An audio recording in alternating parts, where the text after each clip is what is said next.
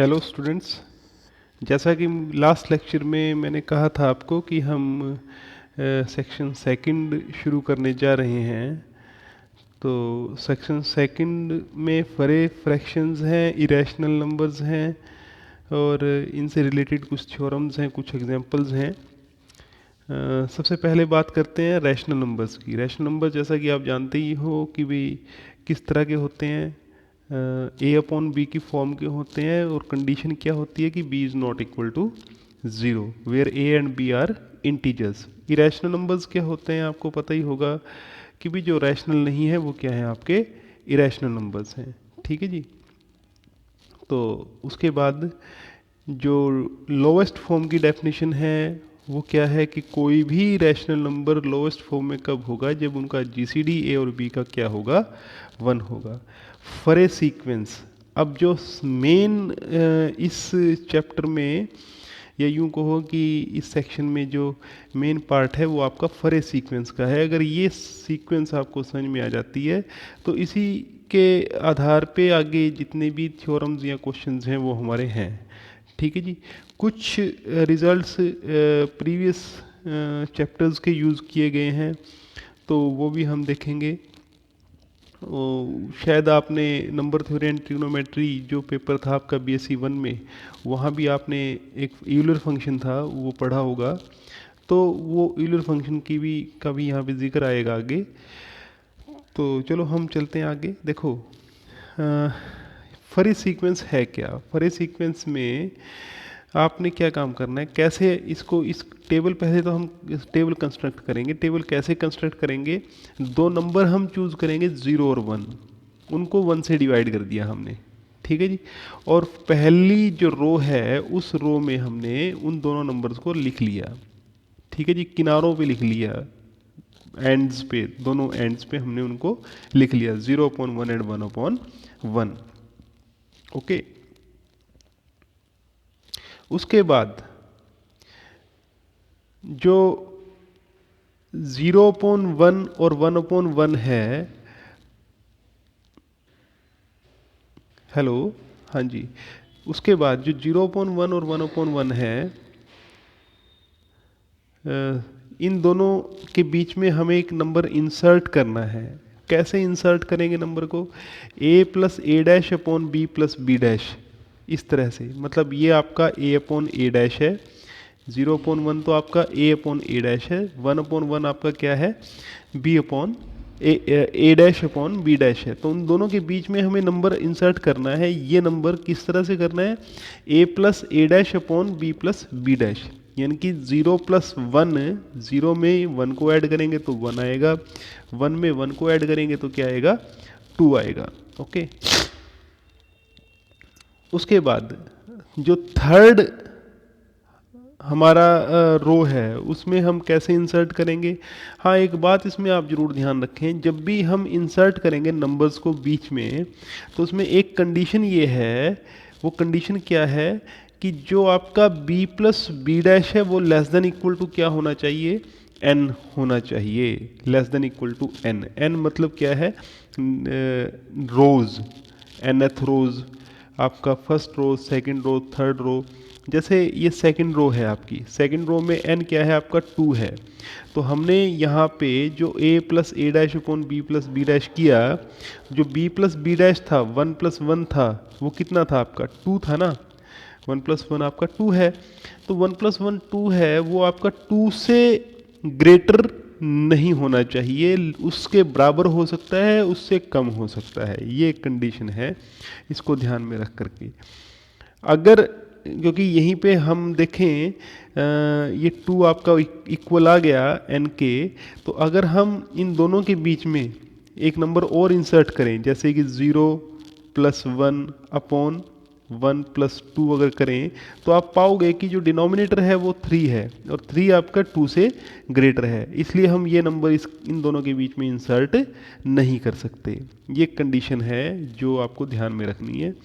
Third row में आप देखो, इसमें हमने क्या किया, इसमें हमने वो इंसर्ट कर दिया नंबर, क्यों, क्योंकि जो डिनोमिनेटर था वो आपका किसके इक्वल है, 3 के इक्वल है। इसमें भी कर दिया। लेकिन उसके बाद इन दोनों के बीच में हम नहीं कर सकते, 0/1 और 1/3 के बीच में हम नंबर को इंसर्ट नहीं कर सकते, जैसे F5 है ऐसे ही। ठीक, तो ये खास बात हमें ध्यान में रखनी है कि जो डिनोमिनेटर है वो मैक्सिमम आपका कितना हो सकता है, 5 हो सकता है, उससे ज़्यादा नहीं हो सकता। उसके बाद हम 6 के लिए निकाल सकते हैं, 7 के लिए, एंड सो ऑन, जितने भी नंबर्स हैं उन सब के लिए हम निकाल सकते हैं। ठीक, ये फॉर सीक्वेंस जो है आपकी। अब जो कुछ रिजल्ट्स हैं हमारे, पहली जो थ्योरम है, A/B और A'/B' अगर कॉन्जिक्यूटिव हैं इन द nth रोज से A/B is left to A'/B', मतलब ये आपका लेफ्ट साइड में है A'/B' के और they are consecutive, then we have to prove that A'(B minus A'(B' is equal to 1। हमें ये प्रूव करना है। ठीक है जी, जैसे हम इंडक्शन से इसको प्रूव करेंगे। n को अगर हमने 1 किया तो A/B हमारा 0/1 आया, A'(B' हमारा 1/1 आया। ठीक है जी, दोनों का डिफरेंस कितना आएगा अगर हम करके देखें इसको। ठीक, तो वो हमें क्या मिलेगा कि 1 माइनस 0 इक्वल टू 1 मिलता है। The result is holds for n equal to 1, मतलब 1 के लिए होल्ड कर जाता है। ठीक, m के लिए हम मान लेते हैं। ओके, मतलब हमने मान लिया कि ये जो है कॉन्जिक्यूटिव फ्रैक्शंस है mth रो में और ये इसके लेफ्ट साइड में है और ये रिजल्ट होल्ड करता है। m+1th के लिए हमें प्रूव करना है।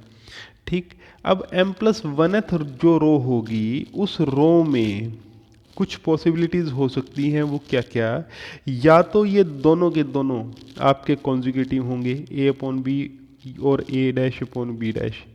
ठीक है ना, क्योंकि ऐसा कब होगा जब B+B' आपका ग्रेटर देन होगा m+1 से, तभी आप इन दोनों के बीच में कोई दूसरा नंबर इंसर्ट नहीं कर पाओगे। अगर B+B' आपका less than equal to m+1 होगा तब आप नंबर इन दोनों के बीच में इंसर्ट कर सकते हो, तब वो नंबर क्या हो जाएगा, ये हो जाएगा। तो कहने का मतलब ये है, तीन पॉसिबिलिटीज़ हो सकती हैं, या तो A/B और A'/B' कॉन्जिक्यूटिव होंगे, या ये दोनों कॉन्जिक्यूटिव होंगे, या फिर ये दोनों कॉन्जिक्यूटिव होंगे। ठीक है ना, ये दोनों कॉन्जिक्यूटिव तब होंगे जब B+B' आपका less than equal to m+1 होगा। ठीक है जी, ये दोनों कॉन्जिक्यूटिव कब होंगे, जब A/B और जो A'/B' ये कॉन्जिक्यूटिव कब होंगे, जब B+B' आपका ग्रेटर देन किससे होगा, m+1 से होगा। ठीक है जी, तो पहला केस है उसको तो प्रूव करने की ज़रूरत नहीं, वो तो हम कर ही चुके हैं प्रूव। इफ़ A/B और ये है कॉन्जिक्यूटिव है, then result holds for by star, वो तो स्टार से हमें मिल ही जाता है यहाँ से। ठीक है जी, और अगर यहाँ पे हमें के सेकंड में क्या है हमारे पास, if A/B and A+A'/B+B' consecutive, अगर ये कॉन्जिक्यूटिव है तो ये अगर हम इनको करके देखें, मल्टीप्लाई और सब्ट्रैक्ट करके देखें, तो हमें रिजल्ट यही मिल जाता है, 1 मिल जाता है। अगर ये भी कॉन्जिक्यूटिव है तब भी रिजल्ट हमें क्या मिल जाता है, 1 मिल जाता है। Therefore result holds for all natural numbers. तो ये हो गया हमारा। उसके बाद A/B जो टेबल में रिड्यूस फॉर्म में हम इसको लिख सकते हैं, मतलब जो है हमारे पास A/B का GCD हमारा क्या आएगा, 1 आएगा। ठीक है जी, तो कैसे, हमने दो नंबर्स ले लिए, A/B and A'/B' are any two consecutive fractions in the table. ये दो कॉन्जिक्यूटिव फ्रैक्शंस हमने ले लिए बाय द अबव थ्योरम। उस थ्योरम से इन दोनों का डिफरेंस कितना आएगा, 1 आएगा। ठीक, हमें ये प्रूव करना है कि इनका GCD कितना है, आपका 1 है, तो हम D मान लेते हैं। D दोनों को डिवाइड करेगा। ठीक है जी, D इसको भी डिवाइड करेगा, इनके मल्टीपल को भी करेगा, इनके डिफरेंस को भी डिवाइड करेगा, यानी कि 1 को भी डिवाइड करेगा। D क्या हो गया आपका, 1 हो गया। Since A/B is an arbitrary for a fraction with GCD AB equal to 1, therefore arbitrary था तो every for a fraction has GCD 1। ठीक है जी, तो ये हो गया जी हमारा। नेक्स्ट कॉर्लरी है हमारी, the for a fraction the fractions in each row are listed in order of their size, मतलब वो ऑर्डर में होंगे। कहने का मतलब पहला दूसरे से छोटा होगा, दूसरा तीसरे से छोटा होगा। जैसा कि अगर ये लेफ़्ट साइड में है तो हमें पता है कि इन दोनों का डिफरेंस कितना होगा, 1 होगा, यानी कि ग्रेटर देन 0 होगा। तो ये इसको ग्रेटर, ये इससे ग्रेटर होगा ही होगा, यानी कि A dash upon B dash is greater than A upon B. तो अगर ये ग्रेटर है और इससे हम कह सकते हैं कि ए अपॉन बी आपका लेस देन है ए डैश अपॉन बी डैश है, यानी कि ये ऑर्डर में है सारे के सारे। ठीक है जी। तो सॉरी, corollary 4 है, in any row of a table these are conjugative fractions then b plus B dash is greater than n। मतलब अगर ये कॉन्जुगेटिव हैं तब b प्लस बी डैश को n से ग्रेटर होना ही पड़ेगा। कॉन्जुगेटिव का मतलब इन दोनों के बीच में कुछ और नहीं है, क्योंकि अगर इन दोनों के बीच में नंबर होता तो वो नंबर होता कैसा, a plus A dash upon B plus B dash होता। लेकिन b प्लस बी डैश तो हमें क्या कहा है कि ग्रेटर देन n है, लेकिन उस केस में अगर इन दोनों के बीच में नंबर होता तो b प्लस बी डैश को less than equal to n होना था। ठीक है ना। तो ऐसा तो नहीं है, वो तो हमें क्या गिवन है कि b plus B dash is greater than n, तो ये इजीली प्रूव हो जाता है। चलो, अब जो थ्योरम है आपकी fifth, if a upon b and a dash upon b dash are the consecutive fractions in any row, then among all the rational fractions with values between 2, this is the unique fraction with smallest denominator। ये unique fraction होगा smallest denominator का। ठीक है जी। कहने का मतलब ये कि जितने भी fractions होंगे उन सब में जो denominator होगा इस fraction का सबसे स्मॉलेस्ट होगा और ये एक ही ऐसा नंबर होगा। चलो चलते हैं हम। देखो ए और बी, ए अपॉन बी और ए डैश ये कॉन्जुगेटिव फ्रैक्शंस हैं फॉर ए टेबल के अंदर। हम जानते हैं कि ये इन दोनों के बीच में लाई करता है।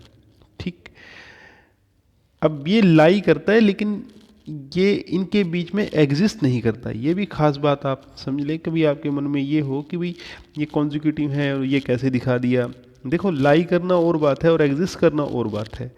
तो ये नंबर इन दोनों के बीच में एग्जिस्ट, लाई तो करता है लेकिन एग्जिस्ट नहीं करता इन दोनों के बीच में। Now consider any fraction x upon Y with smallest denominator y between a upon B and a dash upon b dash. हमने क्या किया कि कोई अपनी मर्जी से फ्रैक्शन कंसिडर कर लिया। ठीक, और हमने नाम दे दिया, हमने ये भी बोल दिया कि y जो है उसका जो डिनोमिनेटर है वो आपका स्मॉलेस्ट है। ठीक, हम ये प्रूव करेंगे कि जो x अपॉन y है वो आपका किसके इक्वल है, वो इसके इक्वल है, इस नंबर के इक्वल है। ठीक, चलो, यानी कि x अपॉन y इन दोनों के बीच में है तो ये ग्रेटर देन 0 होगा, ये भी ग्रेटर देन 0 होगा। इसको ऐसे भी लिख सकते हैं हम। ठीक है जी। तो a dash upon B dash और इसको हम माइनस एक्स अपॉन वाई और x plus Y, X upon Y add और सब्ट्रैक्ट भी कर सकते हैं। तो यहाँ से हमें ये मिल जाती है इक्वेशंस। ठीक, तो यहाँ से ये मिल गई इक्वेशन, तो इन दोनों की वैल्यूज़ हमने पुट की। ठीक है जी, ऊपर से यहाँ से कह लो या यहाँ से कह लो, हाँ ये नीचे से, सॉरी नीचे से हमने वैल्यूज़ पुट कर ली और ये आ गई हमारे पास। तो इक्वेशन आ गई हमारे पास, एक तरह से स्टार आ गई।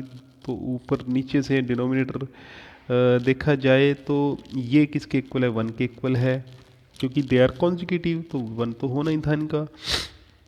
तो सॉल्व करेंगे तो ये इक्वेशन आपको मिल जाती है, फर्स्ट इक्वेशन। ठीक है जी। अब यहाँ खास बात क्या है कि अगर तो y स्ट्रिक्टली ग्रेटर है b प्लस बी डैश से, स्ट्रिक्टली ग्रेटर है, then x upon Y does not have least denominator among the fractions between a upon b and a dash upon b dash. क्योंकि अगर y आपका greater than हो गया b plus B dash से, तो x upon Y में जो denominator है वो लिस्ट नहीं रह पाएगा, क्योंकि a plus A dash upon B plus B dash भी लाइक करता है दोनों के बीच में, इन दोनों के बीच में, इन दोनों के बीच में दो नंबर लाई करते हैं। समझ रहे हो ना बात। देखो, एक तो ये तो है ही जो दोनों के बीच में लाई करता है, एक हमने अपनी मर्जी से ये लिया और हमने ये भी कहा कि इसका डिनोमिनेटर लीस्ट है, स्मॉलेस्ट है। ठीक है ना। अब अगर y हमारा क्या हुआ, ग्रेटर देन हुआ b प्लस बी डैश से, तब हम ये नहीं कह सकते कि एक्सपोन y जो है ऐसा फ्रैक्शन है जिसका डिनोमिनेटर सबसे छोटा है, क्योंकि b प्लस बी डैश तो उससे भी छोटा है, y से भी छोटा है। ठीक है जी। तो इसका मतलब क्या है कि हमें क्या लेना पड़ेगा, हमें दूसरा केस लेना पड़ेगा कि y is equal to b plus B dash. तो y आपका किसके इक्वल होगा, b प्लस बी डैश के इक्वल होगा। ठीक।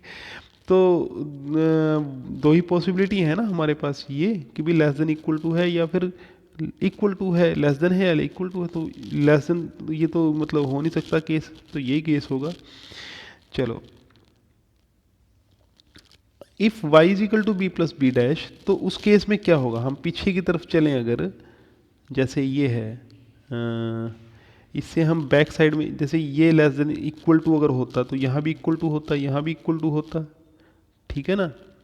और फिर आपका यहाँ ग्रेटर देन इक्वल टू होता, सॉरी इक्वल टू होता। ठीक है जी।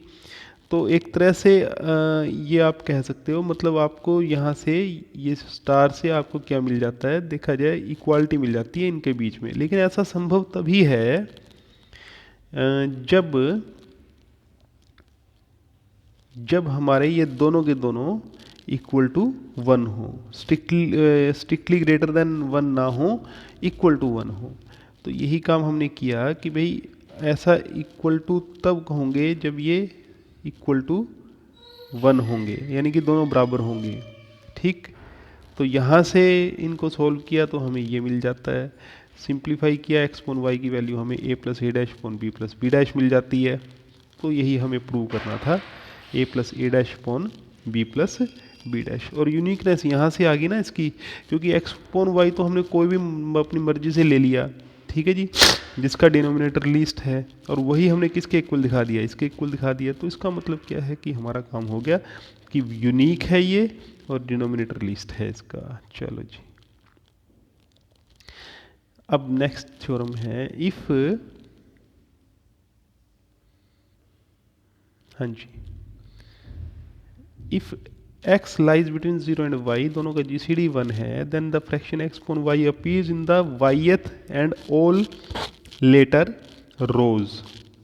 ठीक है जी, x अपॉन y जो है yth में लाई करेगा और सभी उसके बाद जितनी भी रोज हैं उनमें लाई करेगा। ये हमें प्रूव करना है। ठीक है जी। तो हम प्रूव कैसे करेंगे, we will prove it by induction. Induction से करते हैं, देखो y को 1 कर लेते हैं 1 मिनट के लिए। y 1 है तो x पॉन वाई के लिए दो पॉसिबिलिटीज़ होंगी, या तो ये 0.1 होगा या ये 1.1 होगा, और कोई पॉसिबिलिटी नहीं है। यानी कि y 1 है तो yth रो का मतलब फर्स्ट रो एक तरह से, और फर्स्ट रो में ये दोनों है ही हमारे, है ना, फर्स्ट रो में दोनों हैं ही। तो इसका मतलब रिजल्ट होल्ड कर गया y इजिकल टू 1 के लिए। तो उसके बाद हमने मान लिया कि भाई y नॉट माइनस 1 के लिए हम मान लेते हैं कि रिजल्ट होल्ड करता है। Now for y is equal to y not, the fraction x upon y can not be in y minus 1th row. अगर y हमारा y नोट है, ठीक है, y नोट, y को हमने y नोट नाम दे दिया। ठीक है जी। तो x पॉन y हमारा इस y माइनस 1th रो में लाई नहीं कर सकता। ये क्यों नहीं लाई कर सकता, देखो सीधी सी बात है, जो हमारी फरे टेबल है, अगर हम फरे टेबल की बात करें, ये जो टेबल है हमारी, इस टेबल की अगर हम बात करें, आप ध्यान से देखो, मैंने आपको पहले भी बताया था कि कोई भी आप रो उठा लो, उसका जो डिनोमिनेटर है वो आपका जो n है, यानी कि इसमें 4 है n, उससे ग्रेटर नहीं हो सकता। ठीक है, ये उसके बराबर होगा या उससे छोटा होगा। तो वही बात यहाँ पे है, ये जो है आपका, हाँ जी, इसमें वो कहता है कि एक्स पोन वाई, अगर देखो वाई वाई नोट है तो वाई माइनस 1th रो में कैसे लाई करेगा, जो डिनोमिनेटर है वाई माइनस 1th में तो लाई कर ही नहीं सकता ना, ये दो के बीच में लाई करेगा it must lie between two consecutive fractions a upon b and a dash upon b dash of y minus 1th रो। मतलब दो कॉन्जिक्यूटिव फ्रैक्शंस जो होंगे y माइनस 1th के, उन दोनों के बीच में ये लाई करेगा। ठीक है जी। तो कैसे, मतलब तुम ये भी कह सकते हो, जैसे फरेट टेबल की अगर बात करो, ये मान लो जैसे फॉर एग्जांपल जो ये है आपका नंबर जैसे 2/5 है, वो इन दोनों के बीच में तो लाई इस रो में नहीं करता, लेकिन यहाँ पे कर जाता है इन दोनों के बीच में लाई। ठीक है ना, लेकिन है तो इन दोनों के बीच में ना, ये कॉन्जिक्यूटिव है किसमें, फोर्थ रो में। ठीक, और आगे फिर ये नेक्स्ट में ये, मतलब वैसे तो इन दोनों के बीच में लाई करता है, एग्जिस्ट नहीं करता, एग्जिस्ट नेक्स्ट में कर जाएगा ये। ठीक है जी। तो ऐसे ही हम करेंगे, यहाँ पे हम आ जाते हैं कि भाई ये जो है, जो बात कर रहे थे कि भाई इन दोनों का कोई ना कोई कॉन्जुगेटिव फ्रैक्शन होगा जिसके बीच में ये लाई करेगा। ठीक है जी। आल्सो हमें पता है कि ये भी इन दोनों के बीच में लाई करता है, और ये कॉन्जुगेटिव फ्रैक्शंस हैं y माइनस 1th रो में। ठीक, अब जो है a plus A dash upon B plus B dash is not in y minus 1th row, ये भी आपका लाई तो करता है, लेकिन y माइनस 1th रो में ये एग्जिस्ट नहीं करता। अब b प्लस बी डैश जो होगा वो ग्रेटर देन किससे होगा, y माइनस 1 से ग्रेटर होगा, क्योंकि तभी तो ये लाई नहीं करेगा ना, अगर लेस देन हुआ या इक्वल हुआ तो लाई कर जाएगा। ठीक, तो y लेस देन किससे हो गया, इससे, तो y less than equal to क्या हो गया, b प्लस बी डैश हो गया। लेकिन एक बात हम और जानते हैं कि b plus B dash is less than equal to y, कि जो b प्लस बी डैश है वो आपका less than equal to y होगा बाय लास्ट थ्योरम। मतलब पीछे जो हमने किया, अभी पीछे हम एक थ्योरम देख सकते हो,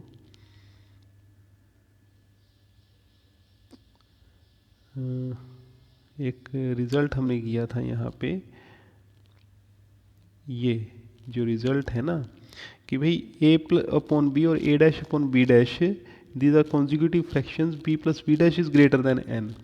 लेकिन हमने मान लिया अगर ये less than equal to n है, ठीक है जी, तब ये लाई कर जाएगा इन दोनों के बीच में, वरना ये लाई नहीं करेगा। तो वही बात यहाँ पे है जो हमने यूज़ की है।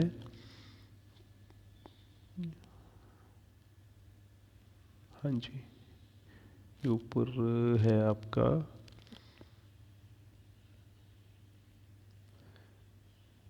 ऊपर नीचे, ज़्यादा नीचे आ गए हम। हाँ जी, ये था आपके पास कि भी जो b प्लस बी डैश है वो less than equal to y होगा। ठीक है जी। अब b प्लस बी डैश आपका less than equal to y है, और y less than equal to b plus B dash है, तो y किसके इक्वल होगा, b प्लस बी डैश के इक्वल होगा। ठीक है जी। तो ये था आपके पास हाँ जी, y is equal to b plus B dash. तो यूनिकनेस थ्योरम क्या कहती है, पीछे यूनिकनेस थ्योरम क्या कहती है कि x हमारा किसके इक्वल होगा, a प्लस ए डैश के, क्योंकि हमने ये प्रूव किया था ना यूनिकनेस में कि भी a अपॉन बी और a dash upon B dash के बीच में a plus A dash upon B plus B dash unique fraction होगा जिसका डिनोमिनेटर लीस्ट होगा। ठीक है जी। तो अगर y को हमने b plus B dash prove कर दिया तो x भी किसके इक्वल होगा, a प्लस ए डैश के इक्वल होगा, तो x अपॉन y किसके इक्वल होगा, entries yth row and hence in all the later rows. Okay, तो ये था आपके पास। चलो एक और हम, जो रिमार्क है आपका,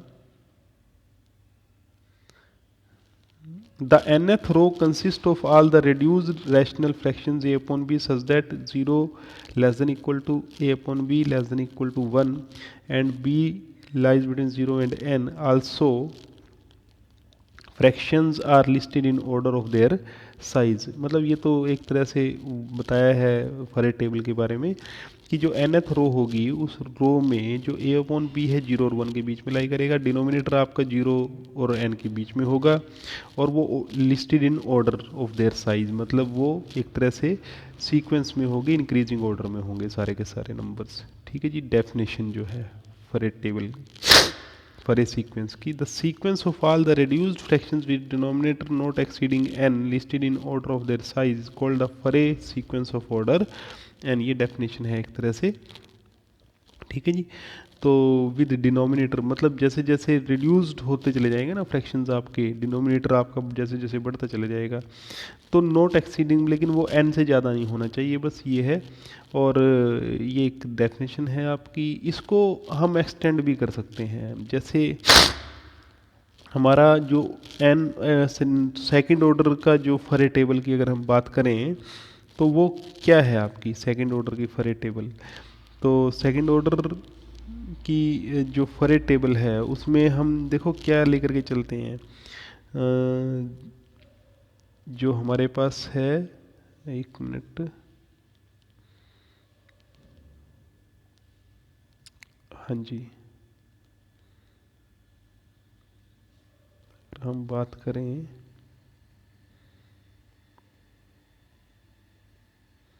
हाँ सेकंड ऑर्डर की, ये है फरे टेबल आपकी, इसके अंदर जो रो है ये रो है, ठीक है। इस रो को आप एक्सटेंड भी कर सकते हो, ठीक है ना। वो कैसे एक्सटेंड कर सकते हो ये दिखा रखा है यहाँ पे, हाँ जी। ये थोड़ा इसको ठीक कर लेना आप, यहाँ पे एक बात लिखनी रह गई कि 0/1 और 1/1 के बीच में ये आएगा यहाँ पे 1/2, इन दोनों के बीच में लिख लेना, ये 1/2 इन दोनों के बीच में आएगा, ठीक है जी। तो ये एक जो है ना आपका, मतलब ये एक्चुअल में जो ऊपर हमने टेबल देखी है वो क्या है, 0/1 और 1/2 और 1/1, ये देखिए इसको एक्सटेंड किया है, दोनों तरफ एक्सटेंड किया है, ठीक है जी। 1 के बाद हमने क्या ले लिया कि सपोज हमने 1 के बाद 2 ले लिया, ठीक, 2/1 ले लिया, फिर 2 के बाद हमने क्या ले लिया, 3/1 ले लिया, ऐसे हम तो चलते चले गए, ठीक है जी। और उसके बाद सॉरी,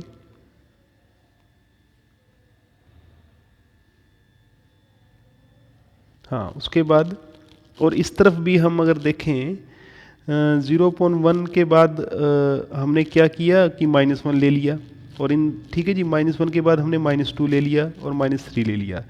अब उसके बाद एक और काम किया हमने कि जो 1/1 के बाद हमने 2/1 लिया ना, इन दोनों के बीच में नंबर इंसर्ट किया 3/2, क्योंकि 2+1 कर सकते हैं, नीचे 1+1 कर सकते हैं, ठीक है। और डिनोमिनेटर कितना आपका 2 ही आता है, 2 से ज़्यादा आता ही नहीं, ठीक है ना। तो इसलिए हम वो नंबर इंसर्ट कर सकते हैं जैसा कि यहाँ पे कर रखा है इन्होंने नंबर, ये नंबर जो कर रखा है यहाँ पे 3/2, ऐसे ही इन दोनों नंबर्स के बीच में ये नंबर हम इंसर्ट कर सकते हैं, ऐसे ही इस तरफ हम नंबर इंसर्ट कर सकते हैं। तो इस एक रो को हम एक्सटेंड कर सकते हैं इनफाइनेटली, ऐसे ही हम थर्ड रो को, फोर्थ को हम इस तरह से एक्सटेंड कर सकते हैं, ठीक है जी। तो चलो इसके बाद आज फ़िलहाल इतना ही, जो नेक्स्ट क्वेश्चन है वो हम नेक्स्ट लेक्चर में करेंगे, ठीक है जी, थैंक यू।